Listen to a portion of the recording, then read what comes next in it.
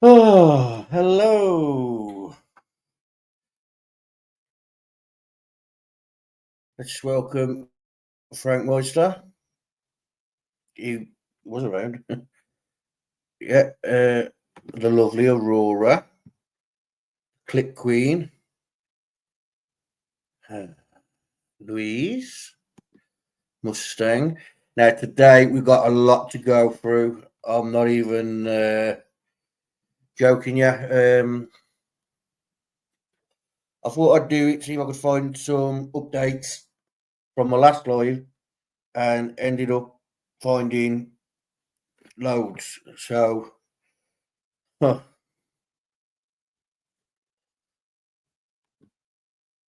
Rescue, Mustang again, Louise. So, those of you not familiar with this case, Travis Decker is wanted for murdering his three daughters, and there has been a manhunt on now for over a month.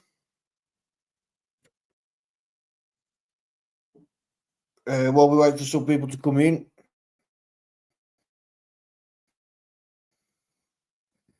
you can become a channel member if you'd like to support the channel, or you can support the channel privately via these links. I found a link Aurora's just dropped. I'm going to pin that actually because people ask about it all the time. So, yeah, Frank's here again. There's that. And you can support the channel privately. Banner for today is, cancel. Is this one. So,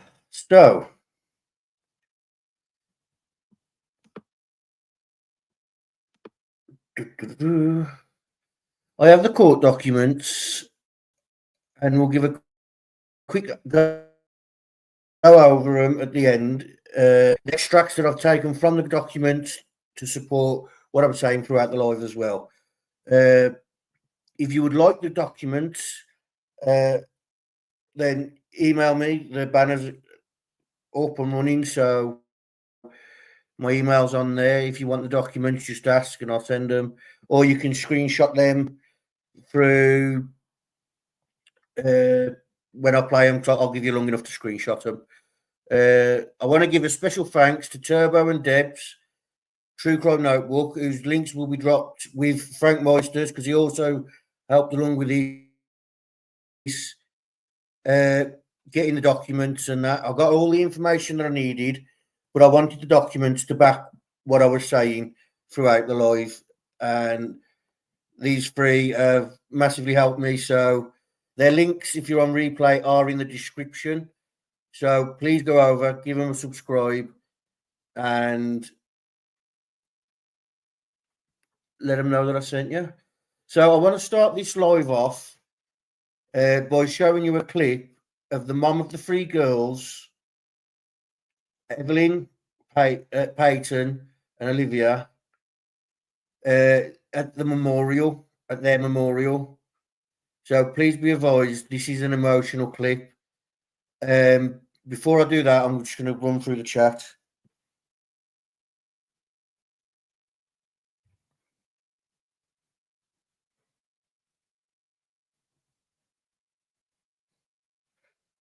Chloe Ramirez says, Gibbo, you don't mean anything to me.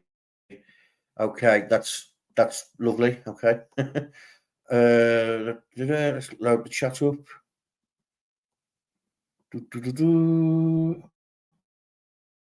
Okay, this is jumping. So, good evening. Good evening. Well, it's actually midnight here nearly. You going to show? No? Okay, there we go. Oh, there we go. Hello to Frank Meister. There we go. He got his words out in the end. Aurora also helped me gather clips today while I was doing my intensive writing. Thank you, Aurora. And I can be a pain in the arse when doing so. Thank you, Mustang, for the super chat. Oh, super sticker. I will check that out at the end. Thank you. Hi, Aurora and Louise. I was Cyber Warrior. Hello. Thank you for passing that message on for me. Her words. I know you can. Okay. So let's get this clip on for you from the memorial. I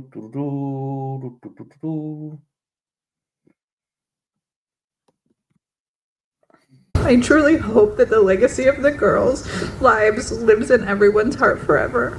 Whitney Decker is honoring her girls. The mom of late daughters Peyton, Evelyn, and Olivia shared a glimpse into their deep bond during an emotional tribute as the hunt for their father, Travis Decker, continues. During a June 20th memorial service, she told the crowd, You know that Peyton would have sought each and every one of you out to try to find something to give you a compliment for. She did that for everyone, whether it was in the grocery store or at school or with me, always telling me, oh, you look so beautiful, Mom, I love your earrings, or whatever it was that she could find. Since she and Travis, who has been charged with murdering the 3 girls, divorced in 2022, she got candid about that experience with her 3 daughters. After my divorce, there were a lot of feelings flowing through my house. As you could imagine, me going through a divorce with 3 small, tiny women. Some of the feelings were easier to talk about than others. Through the girls' time with Children's Home Society and some incredible therapists, we discovered the 3 feelings. At night, during their bedtime routine, I would ask them what 3 feelings they felt during that day. No feeling too big or too small, and what was going on when they felt those feelings. Doing this with them allowed them to come into the world with open hearts and kindness. I hope that you are all able to do some version of the 3 feelings with your loved ones. Thank you everyone for being here tonight and the outpouring of love that you have shown me and my family over the past few weeks. I truly hope that the legacy of the girls' lives lives in everyone's heart forever. They were incredible. As Whitney and her loved ones mourned the death of Peyton, Evelyn, and Olivia, who according to Chelan County Sheriff's Office died of suffocation, authorities are still searching for Travis, the former Army soldier who was the last to see the girls during a regularly scheduled custody visit on May 30th. When he didn't return their children to Whitney's home by 8 p.m. and her phone calls went to voicemail, she called the police. The girls were ultimately found June 2nd near Travis's abandoned truck at a Washington State campground. Authorities, including the U.S. Marshals Service and the Washington Army National Guard, continue their search efforts. Sheriff Mike Morrison shared during a June 12th press conference that they are closing in on the fugitive, who has been charged with 3 counts of first-degree murder and 3 counts of kidnapping.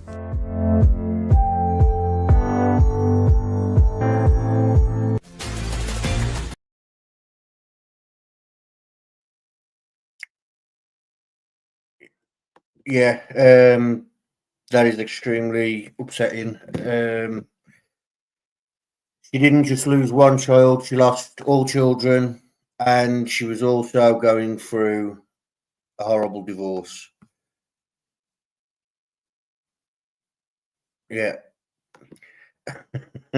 Well, there are people that believe that, as in on Ellie's side, so I wouldn't say no. I wouldn't say you're wrong or anything on that, Frank. Okay. So this is why we're here. Scroll up. Okay, it's not going to let me do it.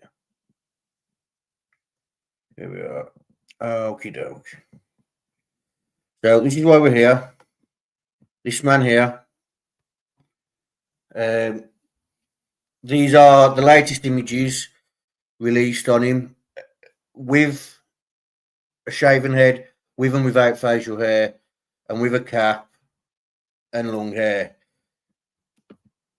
This image is to show his tattoos. He has tattoos, and I've also acquired a zoomed in image of the tattoos. He's accused of murdering these girls. These are his daughters. He lost overnight access and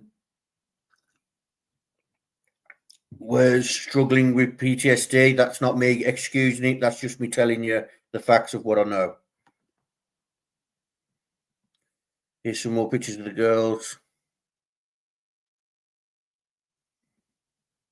I thought it'd be important to show them throughout the live to get a feel for why we're here and why this live is important. Okay, so as I said, Frank Meister, Deb's True Crime, and Turbo helped me with getting the documents.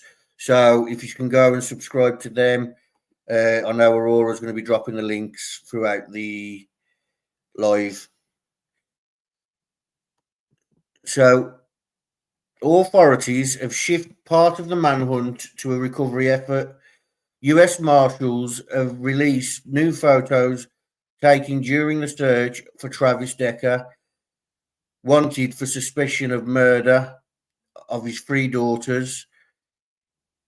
It has been 27 days since the search for Travis Decker began in the mountains of central Washington.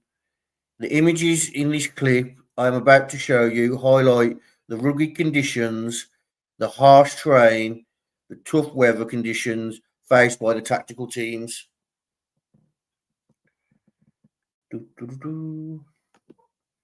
So here's a clip. There it is. Here is a clip of the search. So in here there'll be updated images of the search. If you want them, I do have them as well because I searched for them to show you, and Aurora gracefully got me a clip. The manhunt for Travis Decker is now in its 4th week, and tonight we are getting a closer look at the relentless efforts to find him and bring him to justice. The tragic deaths of the Decker sisters has sparked an outcry across Washington and even across the country. And as the search expands, some resources are shifting. New photos just released by federal agents show the scale and intensity of the search unfolding in the Kolchak Lake area. These photos show the U.S. Marshals Special Operations Group, Border Patrol Tactical Unit, and the King County Sheriff's Office searching for Decker near Kolchak Lake. While there appeared to be strong early leads, the Kittitas County Sheriff's Office says right now there's no certain evidence Decker is alive in the area. They say the chance of Decker having died in the rugged wilderness increases every day, and they're redirecting resources to find and recover Decker if he is dead. In a statement, the agency said in part, "Still, we can't and won't quit this search. Peyton, Evelyn, and Olivia Decker deserve justice, and Decker remains a danger to the public as long as he's at large." For now, the Kittitas County Sheriff's Office believes public awareness is their best tool. So if people didn't know who Travis Decker was, a lot more people sure do now. They're asking anyone who have seen anything suspicious or out of place that could be connected to Decker to call KitCom at the number you see on your screen. In tonight's World News,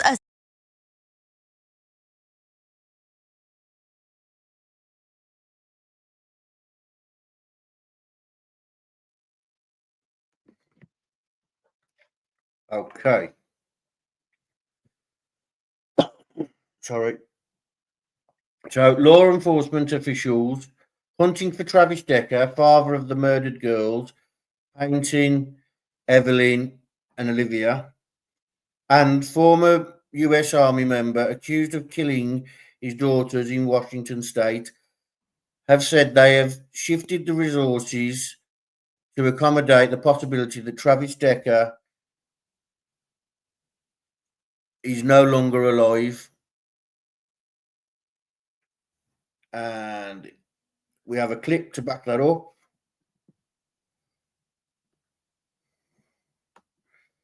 Yeah, my brother was a paratrooper, Frank. I've seen you mention it.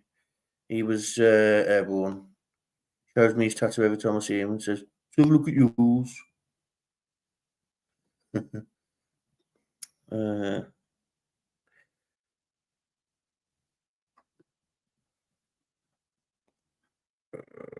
there we go.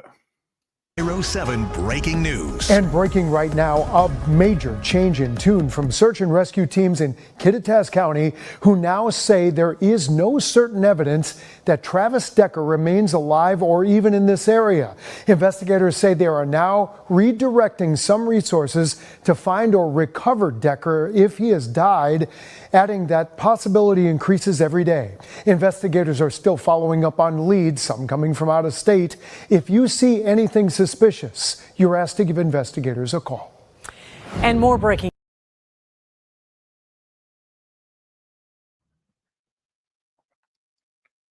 Yeah, Frank, I'm not disputing that, mate. Like you said, it's in the court documents that he planned to run there. So, okay, this is going to get me. Kittitas County Sheriff's Office says there is no certain evidence that Decker is alive or in this area. Seemingly strong earlier leads gave way to less convincing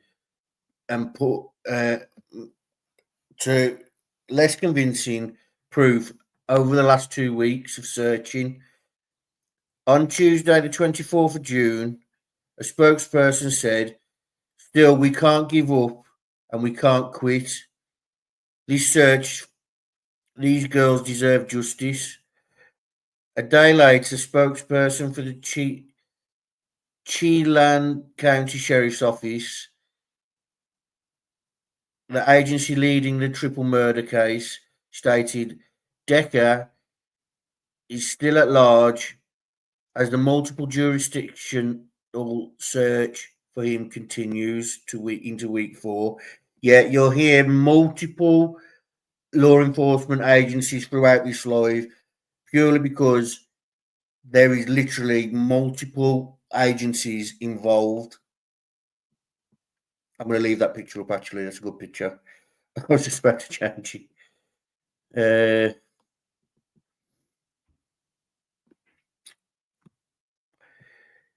Chelan County Sheriff Mike Morrison told USA Today a cadaver dog would be deployed into the mountains to help with the hunt for Travis Decker. He said some search resources are being redirected to find and recover Decker if he died in the rugged wilderness during this intense search. This is a possibility that increases every day. And then we've got another clip. This is to show that they're going into recovery. And law enforcement has now spent the last 3 weeks looking for an ex-soldier wanted in the deaths of his 3 little daughters. Now they say there's actually no evidence he's in the area or even alive. Images show teams in camouflage scouring the treacherous central Washington terrain for Travis Decker. Searchers also dropping in by air. The Chelan County Sheriff tells us, and USA Today, a cadaver dog is now added to the search for Decker's remains. He's been wanted since June 2nd. That's when the bodies of his 3 daughters were found at a campsite outside Leavenworth. Authorities say they're relying on tips from the public for help. U.S. Marshals are looking outside of the region as well for Decker.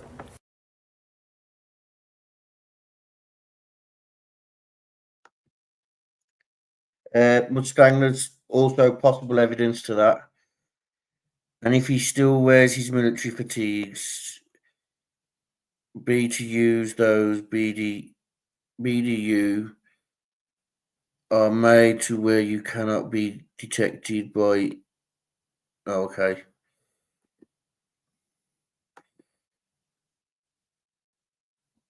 There's a strong possibility of everything, really. There's evidence showing that he wanted to flee, and there's also evidence showing that that's a strong possibility. Please remember to hit the like, share the stream, and subscribe if you're not already subscribed. If you would like to support the channel off stream, this is the way to do so. Oh, Junior's here. I forgot. I don't. Yeah, Aurora, let's not time people out for things like that. So I'm gonna have to undo that. I don't know what.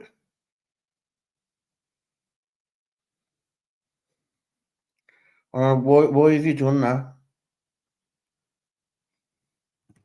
Okay, right, it's fixed. You'll be timed out for 10 seconds and then it'll fix. Aurora, just stop. There's no need to be silly. I can't hear anything. Can everybody hear me?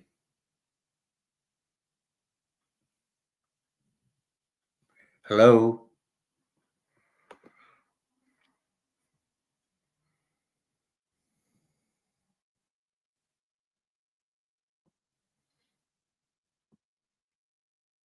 Yeah. Oh, Randy, it must be your volume then, mate. You had me in panic mode then.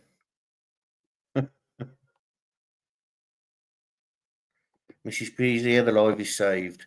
Okay, so where was we? Let's have a look.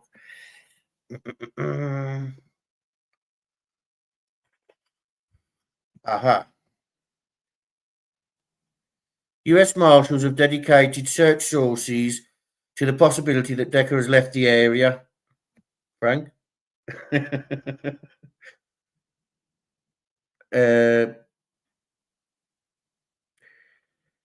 Because of the ruggedness and the remoteness of the area and some of the conditions we have observed, it's clear that he no longer stays out there.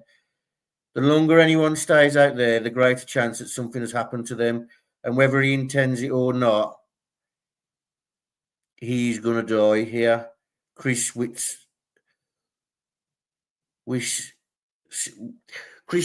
says from the Kittitas County Sheriff's Office said, and we have an update clip from LA. This is the recentest one we could find. Okay, let's calm this down a bit as well. There's no need for silliness. So where are we? LA updates. So here's the LA updates that we found. What has been the most challenging thing about this manhunt? Just that we haven't found him yet. And, we certainly have some unique terrain. If you look at 87% of our county is not accessible by road, and we have some very mountainous regions, heavily wooded. So it makes it challenging to go through there, but thanks to Spokane Police Department, I know they came over with their drone team. We had our drone team, Spokane County Sheriff's Office, King County, Snohomish County, the Washington National Guard. We had our air support unit up there too. Border Patrol, Homeland Security Investigations, FBI, U.S. Forest Service, U.S. Marshals, Kittitas County Sheriff's Office. We've had so many resources on the ground. I know I'm going to miss some as well, but we had a large area to cover. We needed to make sure our teams were staying fresh. We had a lot of SWAT teams out there assisting us. The national parks also came out and assisted. So we were trying to cover as much ground as possible, as thoroughly as possible. We had dogs on the ground, drones, but it's just a challenge. It's a grind. We saw this, I think 3 years ago here with Kittitas County Sheriff's Office when they had a manhunt, same general area. I believe it took 21 days for them to locate that suspect. And really it came down to the community assisting us, being vigilant, seeing something, saying something. We're asking for that same kind of help here. Our units are still on the ground. But we're going to continue to do what we can to bring justice and make sure that the girls' voices are heard. Do you still believe he's alive? Yes. Until I find him one way or the other, we're hoping alive. We're going to presume that he is alive and that he is actively trying to flee from us. You know, in a recent interview, I did hear you mention something about the fact that there might be some people who might be misguided, feeling sorry for Travis Decker. Can you explain that a little bit? Yeah, you know, we certainly understand that there's been the rumors of him having PTSD, dealing with other mental health struggles. We understand that. There are services available. There are several men and women across this country that deal with the same kind of challenges. And again, what we're seeing here and the actions that were taken, those are not acceptable. They're not justifiable. I get a sympathetic heart. I have a sympathetic heart as well. I certainly don't want him to be injured. I don't want anything bad to happen to him, but I do want him to be held accountable. I do want him to be in custody. And I do want him standing in front of one of our judges, accounting for his actions. So for those out there that are having sympathy, yeah, he's out there suffering most likely now, trying to flee from us. Let's have him turn himself in. Let's have this manhunt be over. We're going to feed him. We're going to clothe him. He's going to get the opportunity to have his voice heard. We're going to provide medical services to them. We're going to provide mental health services to him because that is important. But overall, nothing is going to justify what he did. And we're going to make sure that he's held accountable for that. Is there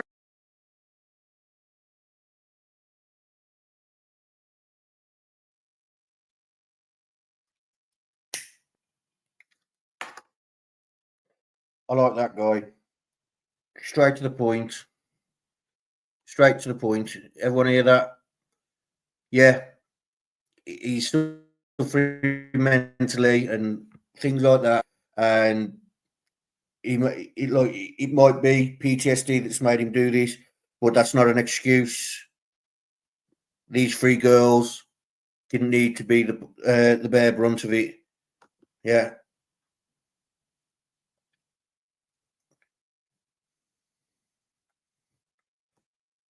Remember, this is who we're looking for. This is what we're here for. These are to identify his tattoos, and this is a zoom in on his tattoos.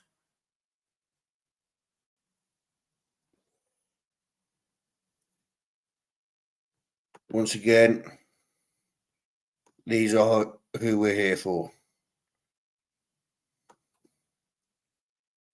Okay, let's have a quick look at the chat so I don't fall too far behind. Oh, Paulie's here. The whole chat just says Paulie. 3 hits and a cut. Can't believe this dude hasn't been caught or found. I'm the same. I agree with you.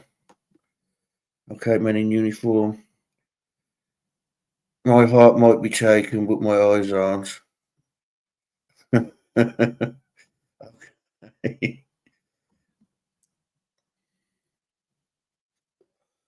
Hey, Paulie. Paulie's getting his warm up. 3 hots and a cot. Okay.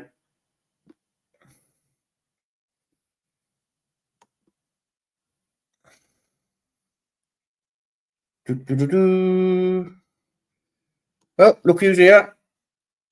Madame herself. Okay, so back to where we was. We've just seen from LA. Okay, so this actually caused a bit of trouble for me and Aurora because Aurora found a clip of an expert who said the complete opposite, and I found an article of an expert who said the opposite. So, expert Todd McGree, former law enforcement and security analyst, and former Massachusetts state trooper, believes Travis Decker could be alive, stating they have not picked up on any type of cadaver and any type of presence of a deceased body. He continues, canines are trained to look for cadavers and sniff out those types of odours. so he may still be on the move, McGee's told ABC News. McGee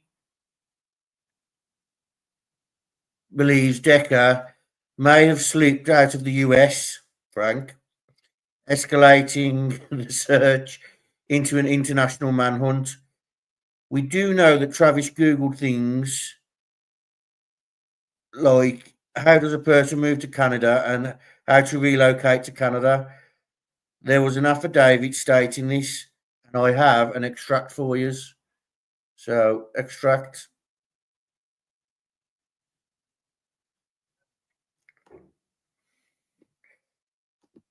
Here's the Google searches. I reviewed the Google provided records containing some of the Google searches that occurred on the 26th of the 5th, 2025, or if you're America, the 5th to the 26th, 2025. Using Decker's Google account, these Google searches included the following: how does a person move to Canada? How to relocate to Canada? Jobs Canada and Jobs Canada. After the above listed Google searches, he visited the site /canada.ca. Photograph containing Decker Google searches is below. We'll get that document up in a bit.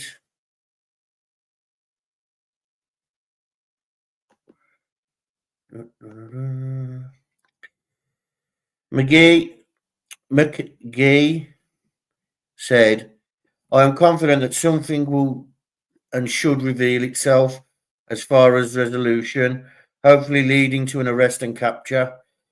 He will eventually have to surface through seeking shelter, food, and nutrition.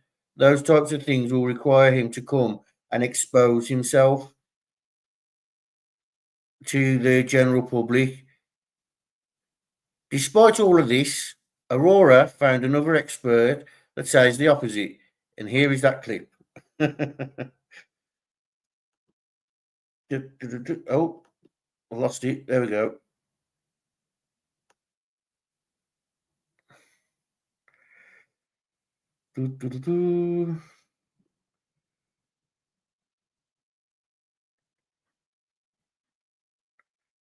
And I don't have it. You're joking. Oh, here we go. Sorry. Still no sign of Travis Decker. What are you going to do next? You're really stuck between a rock and a hard place, no question about it. The Decker girls were found dead west of Leavenworth in Chelan County after they didn't return from a scheduled visit with their father. The search for him expanded into neighboring Kittitas County. We really want to catch this guy, and it's got to be incredibly frustrating not to be able to do that, to not know where he is or what's happened to him. Former King County Sheriff and King 5 law enforcement analyst John Urquhart says the decision by the Kittitas County Sheriff's Office to shift toward recovery mode was likely the right call. When you're not getting tips, when the dogs can't find him, when the helicopters can't spot him, I think the logical conclusion is either he's dead or he's out of the area. Investigators say Decker has mountain survival skills and advanced military training, but without concrete evidence, Urquhart says it's hard to keep sending crews into the wilderness. I really feel for the two sheriffs. They're looking at the resources. They're looking at the money that this is costing. They're looking at what their budget is. But somebody's got to make that tough, hard decision, and I'm sure there's a lot of their officers and detectives out there that don't want to quit. They want to keep looking for this guy. But without any sign of Decker, there may be no alternative. This case is going to haunt some of these detectives for a long time, whether they catch him or not. The Chelan County Sheriff's Office has reiterated that they have not given up hope. This is still an active search, and they still want people to be on high alert and definitely call 911 with any tips. Greg?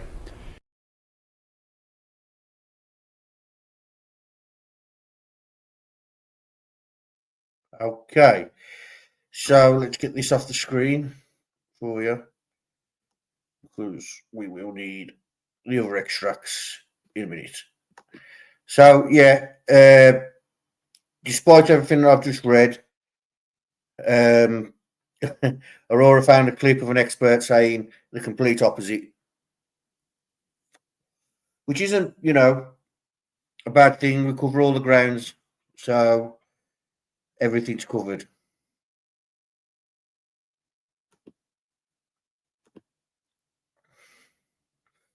Okay, so what I've managed to find out about the girls going missing, from when the girls went missing to the girls' remains being found, I've included a short timeline of events. So, May 30th, Travis picked up the girls. Travis was allowed 3 hours with the girls every Friday and 8 hours every other weekend, as long as he stayed in the Wenatchee Valley with the girls. Whitney, the girl's mom, contacted the police that evening saying she had not heard from Decker, who had failed to return the girls. While investigating, detectives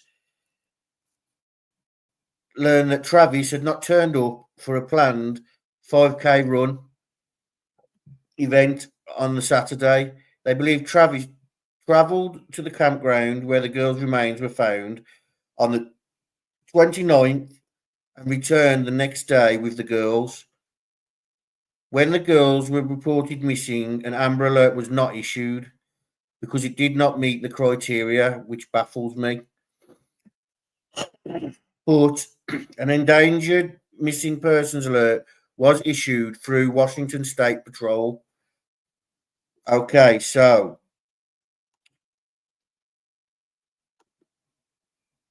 this is where it gets messy. Get that back up. This next bit is disturbing, and I would like to inform you that this is a trigger warning. When the girls' remains were found, there were plastic bags over the heads of each of the girls, and their wrists were zip tied, according to the court documents obtained by ABC News. And I'll just show you that extract now. At around 15:56 hours on June the 2nd, 2025, CCSO Deputy McLeod located Decker's vehicle unoccupied in the area of Rock Island Campground, NF 7609, Leavenworth, WA, of Icicle Road, I think that says, with the nearest city town of Leavenworth. The campground is located in unincorporated Cheatland County in the state of Washington. Law enforcement personnel from Cheatland County Sheriff's Office and the Wenatchee Police Department, along helicopter support from the Homeland Security Investigations, converged into the area approximately 75 to 100 yards past where the vehicle was located, and down a small embankment. CCSO deputies located the bodies of the 3 school-aged girls. Due to the current safety concerns and scene preservation, the bodies have yet to be approached. But there are some clear signs of lividity in each. Each has a plastic bag over their head. Based on the totality of the circumstances, including the proximity of the vehicle, the visible attire, the bodies, which is consistent with the clothing of the children were wearing when they were transferred to Decker for visitation. I use some really weird wording in this. They were presumed to be, and then you got the initials of the girls. So there's the extract from that part of the affidavit, just so we don't get haters saying, well, he's just making this up. He's just making it up. No, I spent all day on this, mate. Around Decker's vehicle, deputies found zip ties, plastic bags strewn throughout the area. The tailgate of Decker's truck had what appeared to be 2 handprints of blood. According to these court documents, the blood was later confirmed to be Travis Decker. Okay, so we've got 2 things here for you. We've got, I'll just show you the items found bit, and then I've got a clip for you confirming that it was Travis Decker, if it's not in here. Around the vehicle, along the way to where the children were located, official deputies located zip ties and plastic bags strewn around the area. The tailgate of the pickup truck also has what appears to be 2 handprints of blood. The truck has personal items including blankets, car seats, food, miscellaneous items, and a wallet on the center console. During the search of the area, an abandoned camp was located nearby, an approximate area of, and then you got the coordinates, with signs of recent activity. The camp consists of a fire pit, tent, and a cooler, and within the short walk from where the vehicle and the bodies were located. Okay, so I've got a clip now that's going to confirm that it's Travis Decker's blood. Well, I hope it is, because otherwise I'm going to look really stupid. Yeah.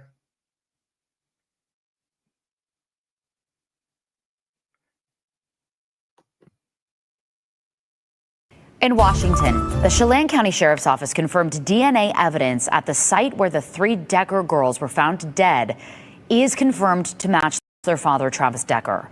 Investigators found 2 bloody handprints on Decker's truck, and the DNA match confirms there was no one else at the location where the bodies were discovered.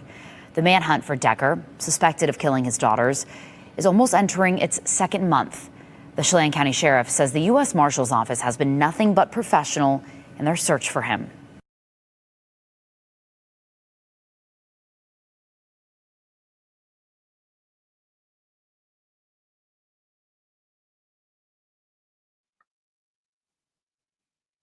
Okay, we're back.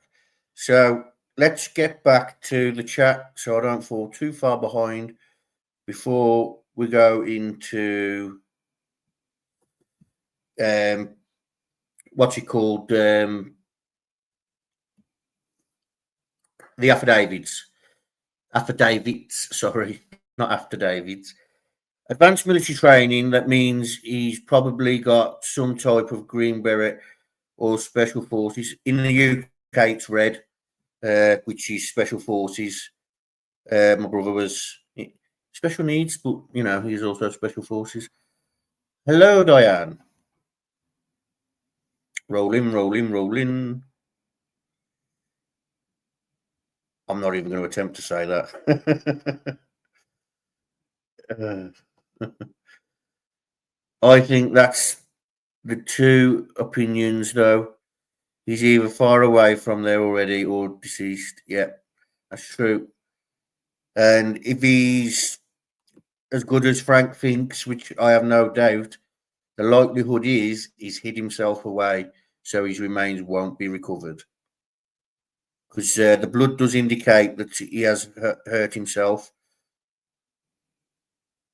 Yeah. Hello, everyone. Yeah. I haven't got the autopsy report, but I do have the details for it. Yeah, this is right. Yeah, we can't deny that.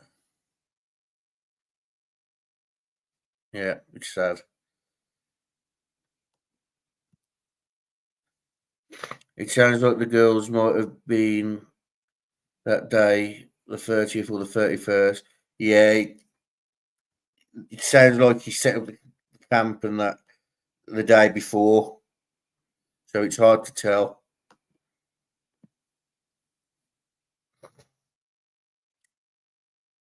Yeah, it was his blood. The girls were on live by suffocation. Yeah. So it's my what I'd want to know is their blood trailing or anything along them lines? Just a reminder to hit the like, share, and subscribe if you're not already subscribed. Also, if you'd like to donate off stream, because this channel is run solely on you guys. Now, I don't want to Google tech support. Just delete that. Solely on you guys. You can do so privately. Here are the links to do that. Or you can send a super chat, become a member. Or, like I said, hitting the like, share, subscribe is the best way because it gets the video out. Okay. Ron Logan's playing up, is he?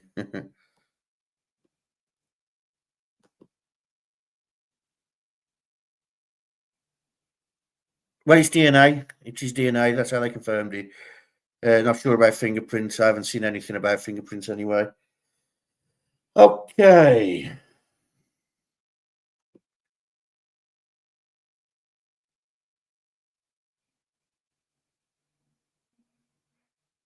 Okay, yeah, that's everything. So an autopsy on the girls has also revealed that the girls suffocated. This was confirmed on June the 9th. Frank says he has the autopsy report.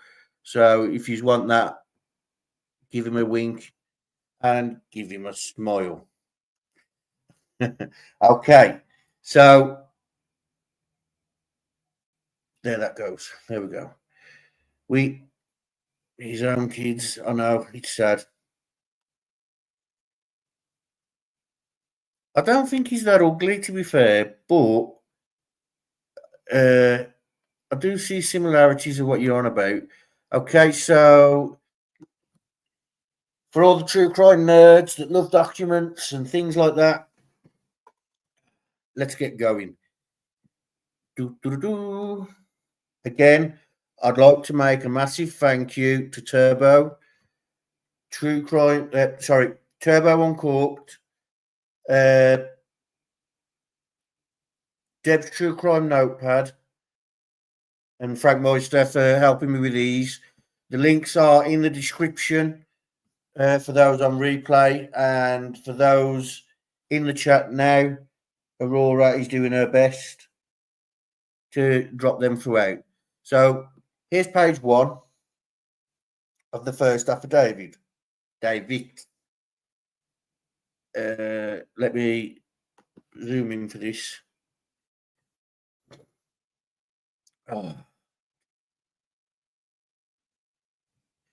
So this is regarding okay, so this actually might be what's missing.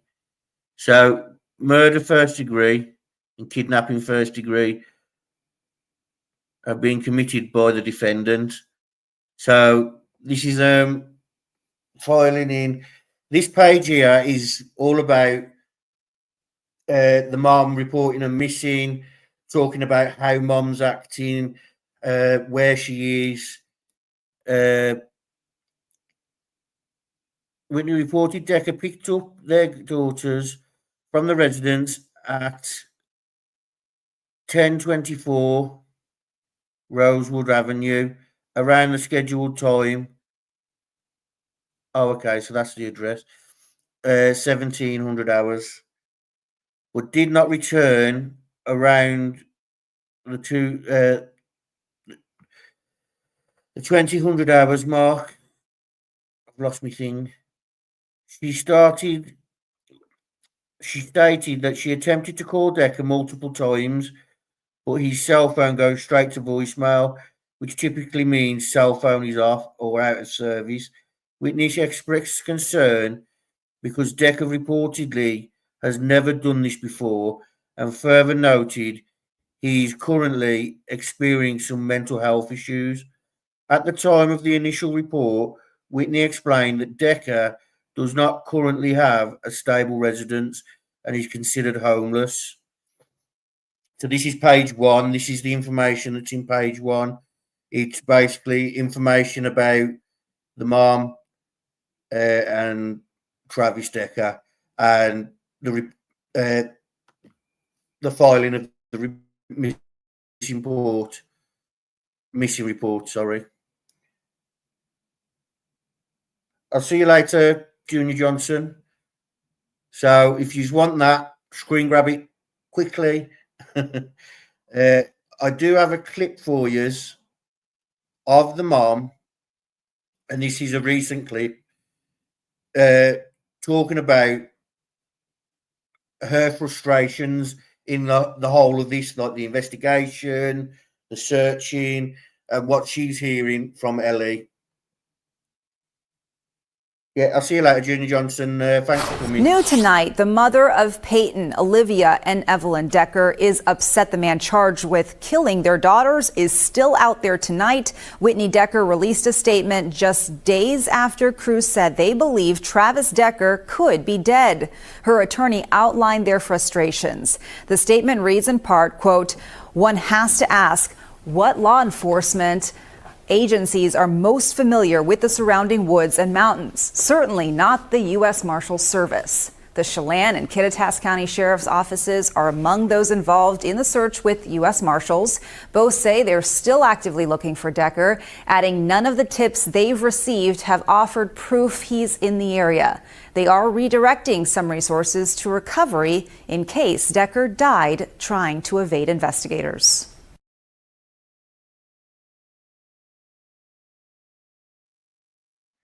Okay, so moving on, we'll go over to page 2. Just quickly run through the chat, make sure we're all up to date. Or not. Yeah.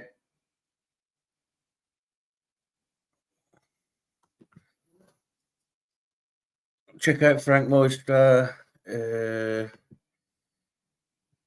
wonder if someone's going to come to their summer cabin and find him. Possibility. Well, winter, because it's like mountains. I've got to run. Oh, yes. Sorry. See you later. I don't disagree with you, Frank. I agree with that completely. So, over to page 2. Let's knock this off so I can read. Okay. Yeah, that's gone.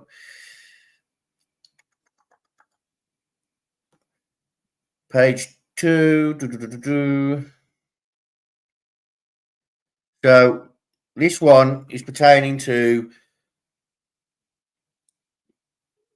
the immediate things law enforcement did as soon as they got the report that that the girls were missing. So at the top, it's talking about Whitney giving him the details for the truck and that.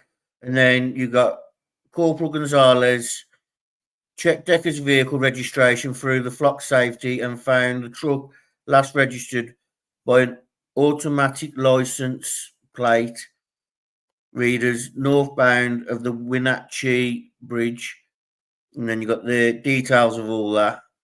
And then the times and everything like that.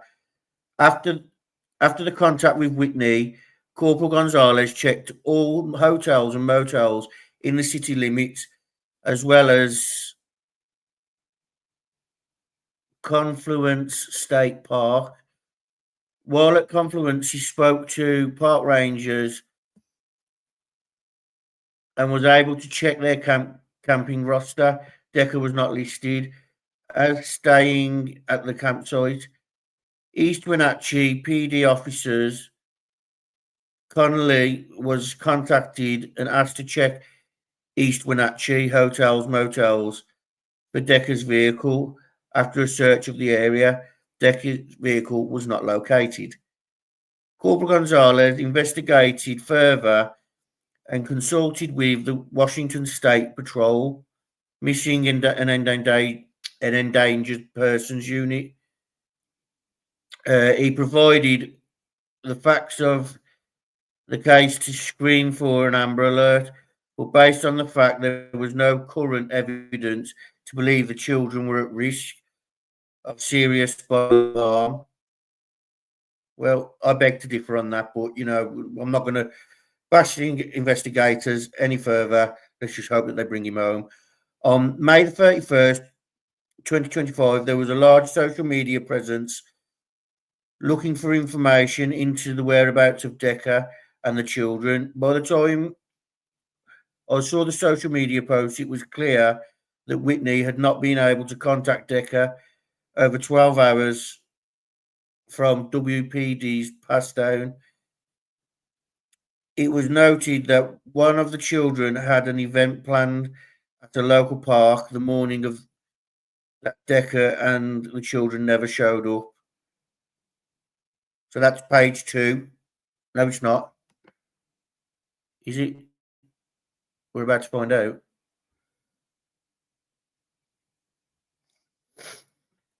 Oh, hello, Karen. Where are we? Oh, we jumped up there. Yeah, that was page 2. And here we have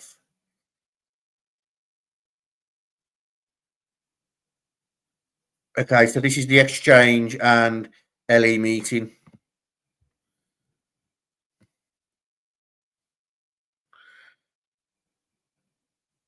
We've continued concern about the lack of communication from Decker. I met with Whitney at her parents' residence in Wenatchee to get further details. Whitney explained she and Decker were married for about 7 years, but have since divorced for a few years. She explained the divorce was civil, and initially Decker had housing and was allowed overnight visits. However, when he lost housing, the parenting plan was readdressed. So this is talking about the personal things.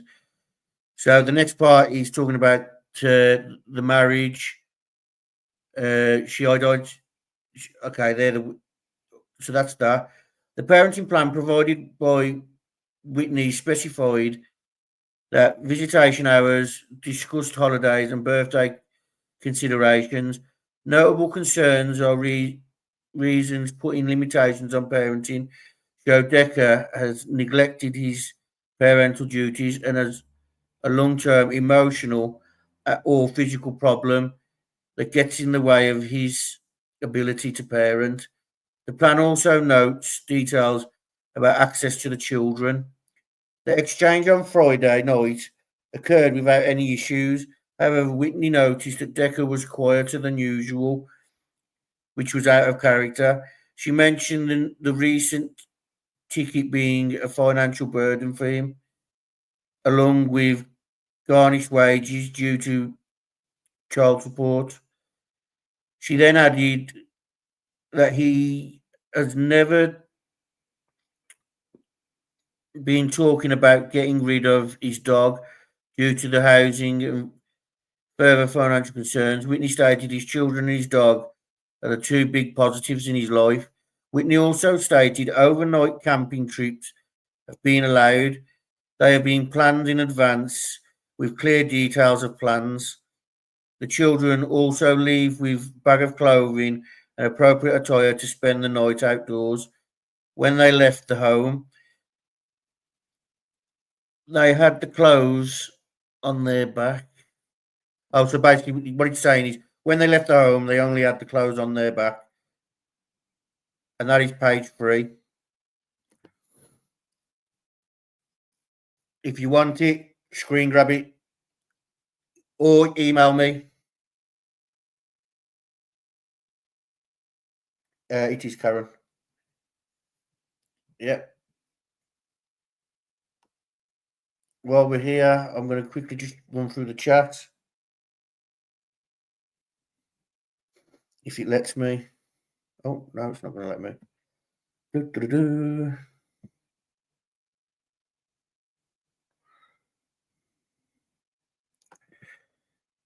Yeah, the redactions of the girls' names. It says on quite a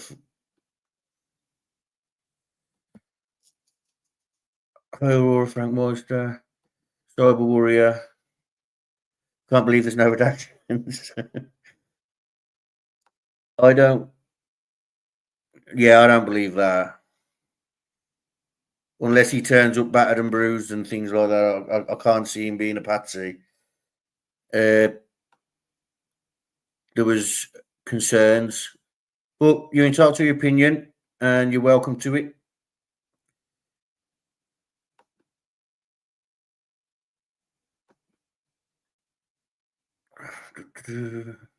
It is terrible, you're right, true crime. Well,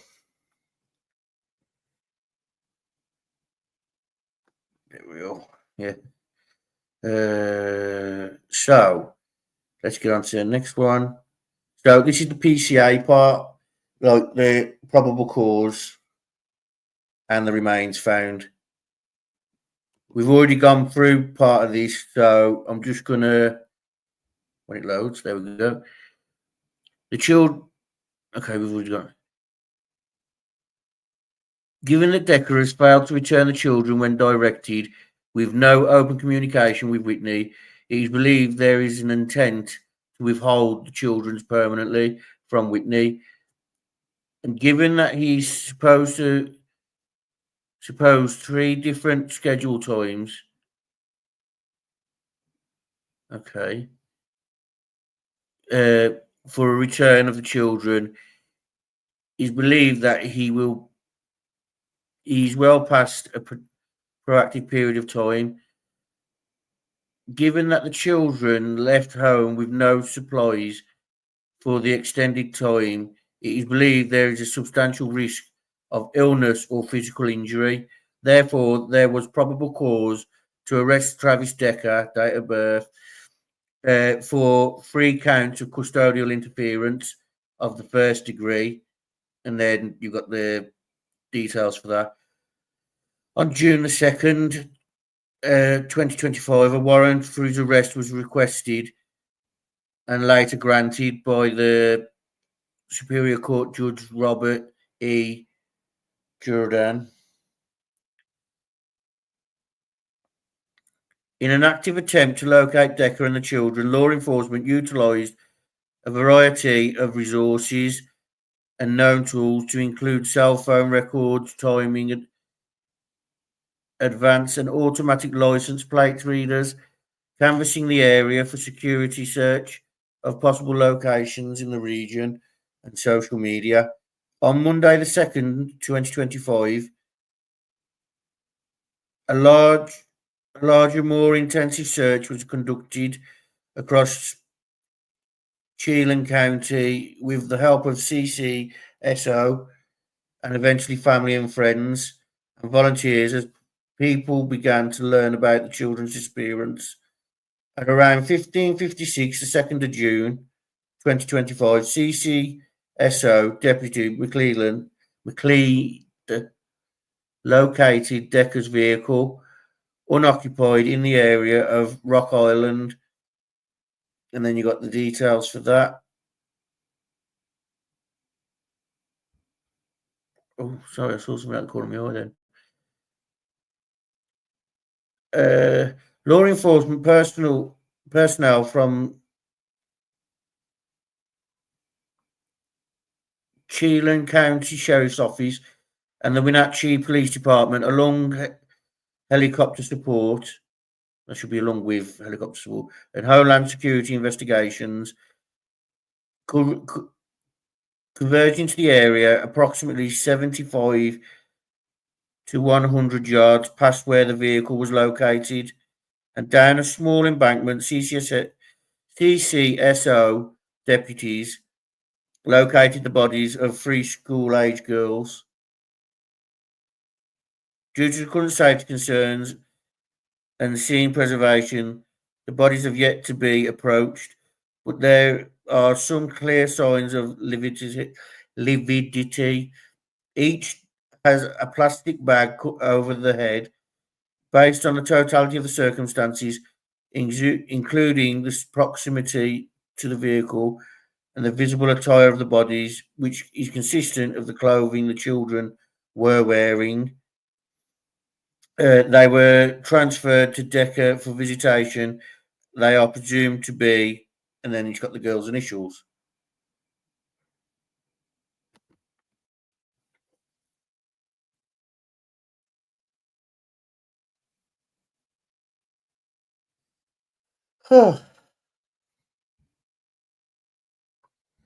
Diane, that's the point of this slide.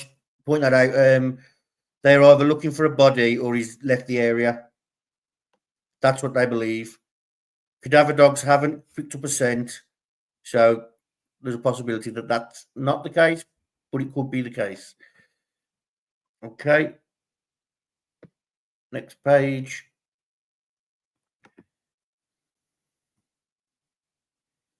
So this one's regarding items found. During the search of the area, an abandoned camp was located near in the approximate area, and then you've got the coordinates. With signs of recent activity, the camp consists of a fire pit, a tent, and cooler, within a short walk from where the vehicle and bodies were located. I haven't read the top bit because we've already gone over that. Cell phone records. Decker's cell phone acquired Saturday under exigency show that Decker likely travelled to the area on Thursday, May the 29th, 2025. So that further backs up what we was looking at earlier. Evening and return to the Wenatchee Friday morning. Under the totality of the situation, it appears that Decker drove through the area the night prior and returned the next day with the children. Preliminary examination suggests the likely cause of death was asphyxiation. Their wrists were also zip-tied and showed signs of being zip-tied. They were also positively identified, and then you've got the initials for the girls. There is probable cause to arrest Travis Decker for 3 counts of murder in the first degree and 3 counts of kidnapping in the first degree. And then you've got all the details from all the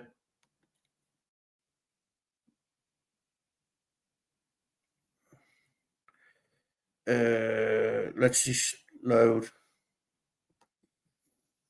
Let's have a look what Karen's saying because Aurora's answering her.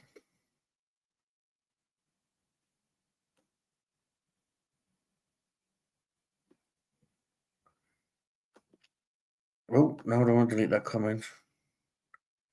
So check out Turbo. When was the last sighting? So there was a sighting. If you go to my last live, Karen, there was a sighting. There's a clip in it that talks about the last sighting, and that's why they owned in on this area that they're in. Yeah, like I said, Diane, the likelihood is either deceased or he's fled the area. It doesn't seem as if he's in the area or deceased because there's no signs through cadavers and things like that, and there's no signs of life in the area either. So he probably has fled the area or hid himself very well, which again, yeah, there you go. You'll find it in the previous live.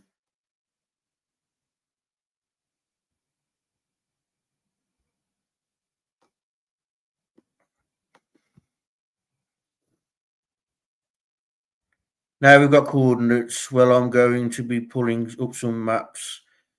There you are. Make sure you subscribe to Frank because it sounds like he's going to be covering it and doing the maps. So I don't have to. Okay, so that's that affidavit now. It's done. There is more though. I'm not going to go through these as detailed as I did them ones. So here we have charges filed.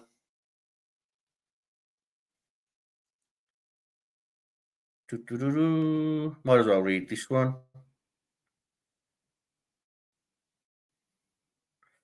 Comes now Robert W. Sealby, prosecuting attorney for the County of Chelan, State of Washington, and by this information accuses Travis Caleb Decker of the crimes of aggravated murder in the first degree, 3 counts, kidnapping in the first degree, 3 counts, committed as following. Count 1. So you see, I thought I'd lost one, but I haven't. It's right here. Count 1, aggravated murder in the first degree. That's that the said Travis Caleb Decker in the state of Washington or about or between the May 30th, 2025 through to June 2nd, 2025 did then there unlawfully with a premeditated intent to cause death of another person and did cause death of, and then the girl's initials, a human being, and furthermore, okay, let's zoom out on that. If while I'm doing this, if you could like the stream, share it if you haven't already, and subscribe if you haven't already subscribed. So I've got these. That's what it is. I've got these the wrong way around. That's what it is. So this is the arrest warrant. So we've got more charges coming. It's just I've got these two the wrong way around.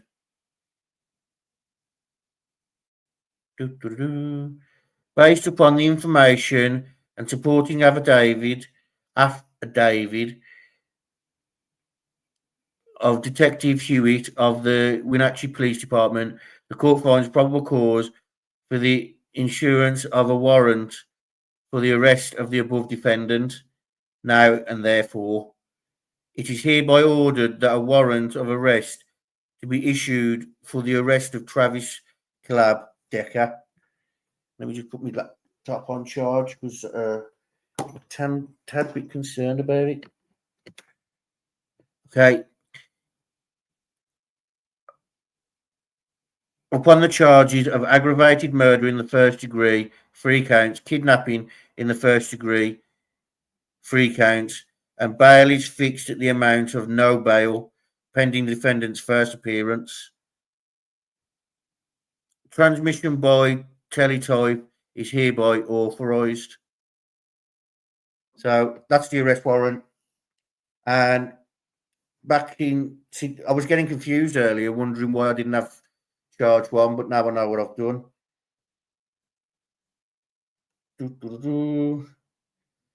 Right, it's been a long time since I checked the chat, so let's just give it a little glance over. Oh. Wanted, dead or alive. You're welcome, Karen. Always willing to help you. Thank you, Mustang. And thank you to the mods. Yeah, you're right. Hit the like, share, and subscribe.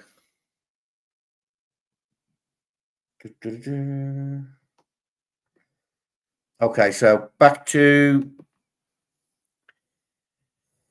charges 2 to 4.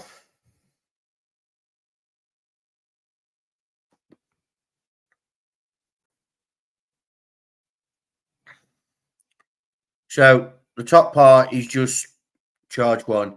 Count 2, aggravated murder in the first degree.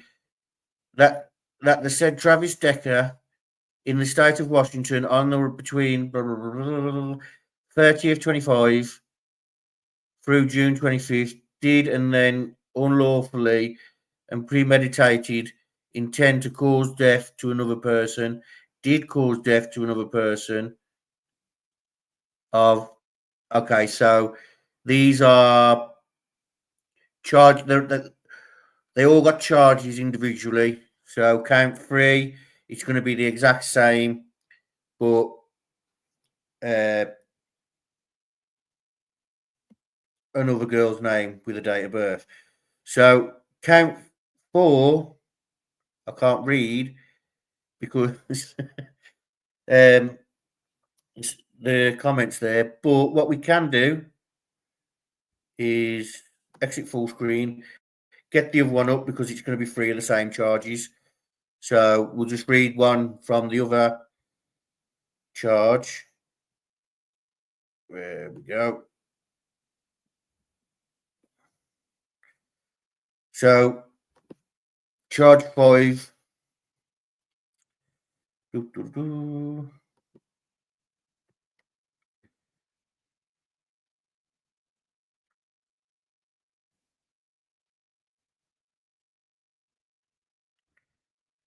So we've got special allegation, particularly vulnerable victim, aggravated circumstance, and further to allege the defendant knew or should have known that the victim of the current offence was particularly vulnerable and incapable of resistance, and the victim's vulnerability was a substantial factor in the commission of the offence. Special allegation used position of trust aggravated in circumstances, and further to allege that the defendant used his position of trust, confidence, and fluidity, responsibility to facilitate the commission of the current offence. Special allegation impact on others aggravating circumstance, and further to allege that the offence involved a destructive and their foreseeable impact on persons other than the victim, contrary to, and then you got the law. That the maximum penalty of Class A felony crimes is life in prison and or a $50,000 fine. Count 5 is kidnapping the first degree.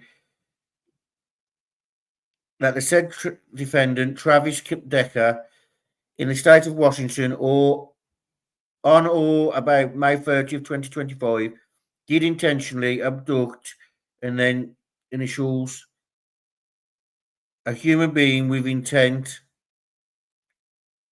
to facilitate commission of any felon or flight therefore after,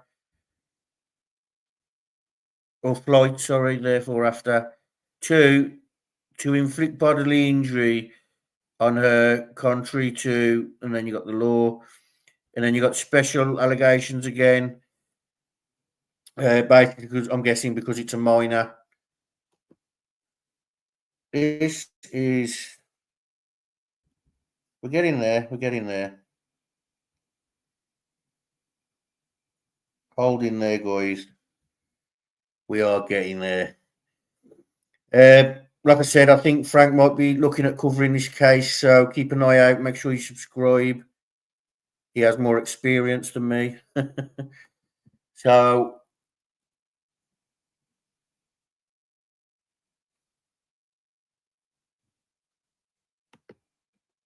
this is count 6. I'm going to get it up because some people prefer to screenshot than have to ask for it. So, this is, I'm not sure what page it is actually, but this is the final page, I think.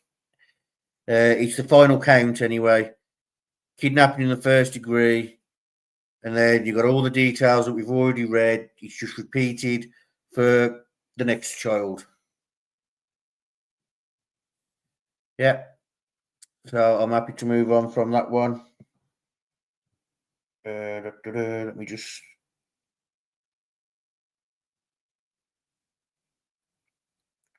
Okay, so let's move on to the next one. Whew, we're getting there.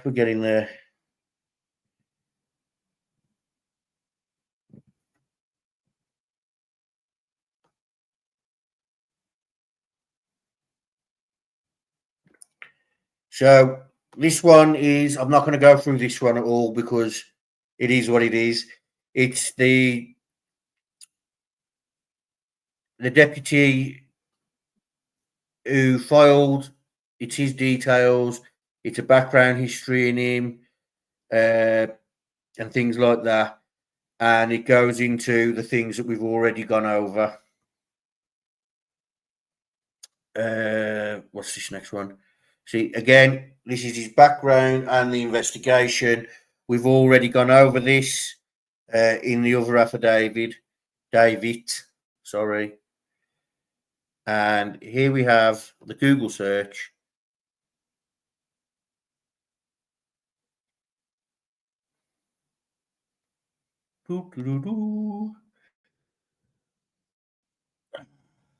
We've already gone over this one in an extract. If anybody would like to screenshot it, quickly do so now.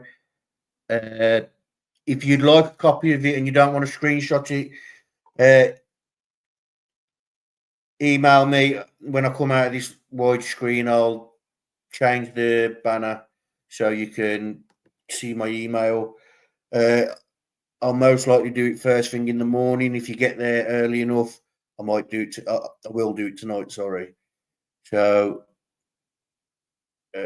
banners. Let's change the banners for you. Yep.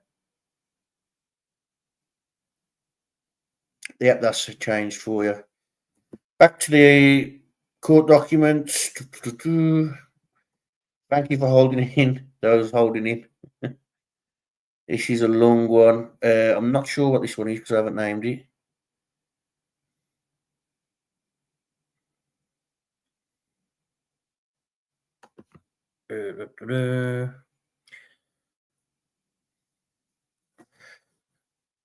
Okay, so this is a continuance on the investigation.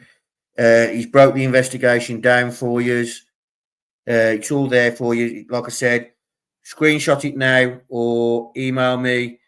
Email's right there on the screen right now, and I'll get them out to you. No need to go over the investigation again.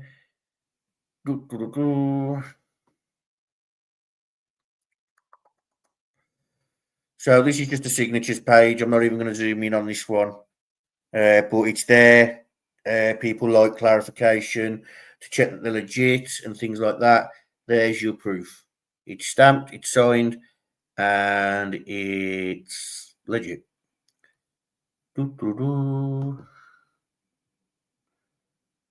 So this is criminal complaint.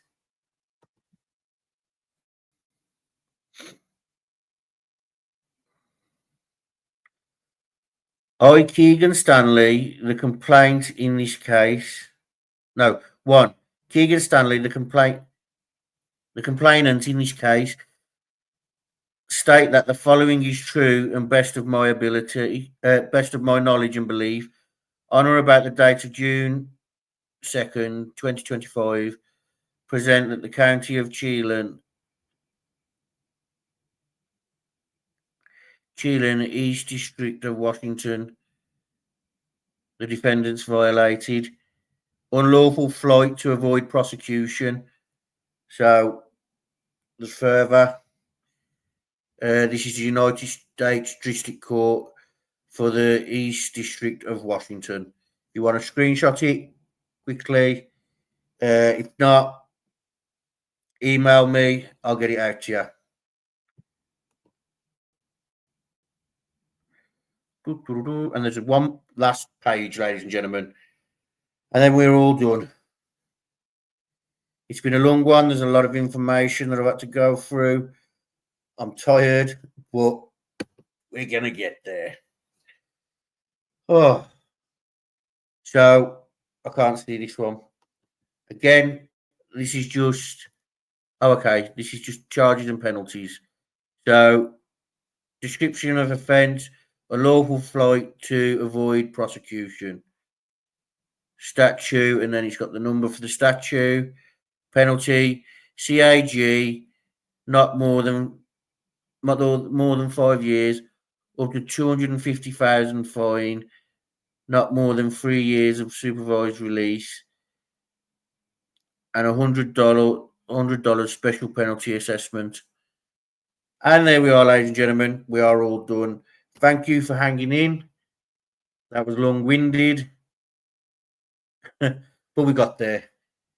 I appreciate everyone for coming. Please make sure you hit the like, share, and all the fun stuff. If there's anybody that's got any chats, anything to ask or anything to talk about before I run, let me know and we'll do it now. Mrs. P still here. I'll sleep easy tonight. Yeah, that was a long one, but we got there. Like I said, if anybody wants the documents, just let me know and I'll get them out to you. Again, this is a fan-only run channel. I'm not supported by ads yet, so if you would like to donate privately, it's appreciated, but not a necessity. There's the links to do so. You can leave a super chat, or you can become a member. But the most important thing to do, it's free, is hit the like, share, and subscribe. Yes, especially to Frank, Meister, Turbo, and Deb for getting the documents to me, and Frank helping me with other things as well off screen. Make sure you subscribe to them. Hit the like and a special thanks to Mustang. Mustang, thank you for your super chat tonight. Super sticker, sorry. It's much appreciated. I am very tired now. That has took a long time. But thank you to everyone who stayed, who participated in the live. And to those who didn't, thank you for the view. I hope you got the information that you needed. I'll be Frank. You be the audience.